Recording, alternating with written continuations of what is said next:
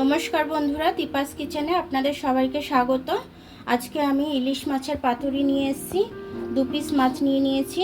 2 piece মাছ দিয়ে আমি পাতুরিটা করব, সেটাই আপনাদের সাথে আমি শেয়ার করছি। এটা কিন্তু সর্ষে বাটতে হবে না, একদম খুব ইজিলিভাবে হয়ে যাবে। এই সর্ষের প্যাকেটটা দিয়ে আমি বানিয়েছি।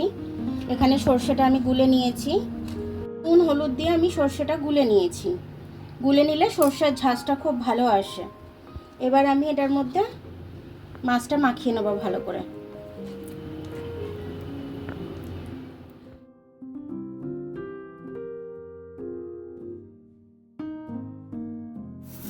কলা পাতাটা আমি এরকমভাবে সেঁকে নিলাম। কলা পাতার শীটটা আমি বাদ দিয়ে দিয়েছি, দিয়ে আমি এইভাবে কলা পাতাটা ধুয়ে নিয়েছি। ধুয়ে নিয়ে আমি সেঁকে নিচ্ছি। কলা পাতাটা একটু নরম হয়ে যাবে, মুড়তে আমার সুবিধা হবে।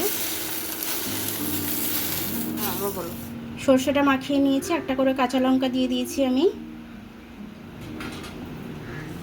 এটাতেও ভালো করে আমি সর্ষেটা দিয়ে দিয়েছি। এর মধ্যে এবার একটু সর্ষের তেল দিয়ে দেবো। আমি এর ওপর দিয়ে একটু সর্ষের তেল দিয়ে দিচ্ছি।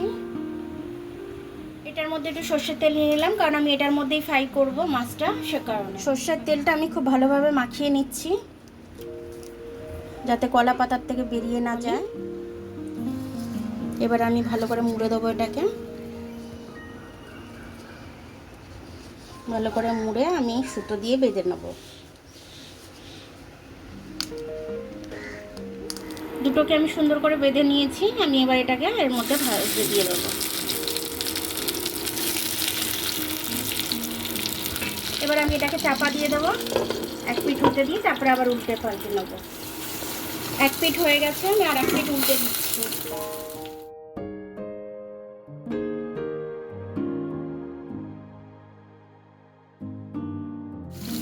চাপা দিয়ে দিচ্ছি, উল্টানো হয়ে গেছে। আমার মাছের পাতুরিটা হয়ে গেছে, 2 পিঠই সুন্দর করে ভাজা হয়ে গেছে। আর সর্ষের তেল দিয়ে করেছি, সর্ষের তেল দিয়ে করলে তো খুব সুন্দর ইলিশ মাছটার ঝাঁঝ আসে। এবার আমি এগুলো নামিয়ে নিচ্ছি। দেখুন আমি পাতুরিটা খুলে নিচ্ছি।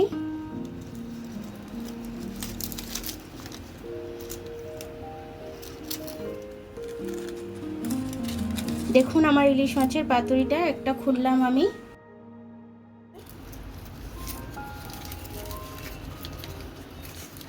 খুব সুন্দর গন্ধ যাচ্ছে ইলিশ মাছের। দেখুন বন্ধুরা, আমার ইলিশ মাছের পাতুরিটা কিন্তু খুব সুন্দরভাবে হয়ে গেছে। দেখুন সর্ষে কত লেগে আছে গায়ে, আর মাছটা একদম নরম সফট হয়েছে, একদম খুব সুন্দর হয়েছে মাছটা। তো এই মাছটা দিয়ে শুকনো ভাত খেতে খুব ভালো লাগবে ইলিশ মাছের পাতুরিটা দিয়ে। তো আপনারা এরকম করে খাবেন, খুব ভালো লাগবে, আর বেশি সময়ও লাগে না। এই পাতুরিটা 15 মিনিটের মধ্যেই হয়ে যাবে। সে একসাথে যদি আপনি 3-4টে দেন তাও হবে, আমি 2টো দিয়েছি বলে তাই না।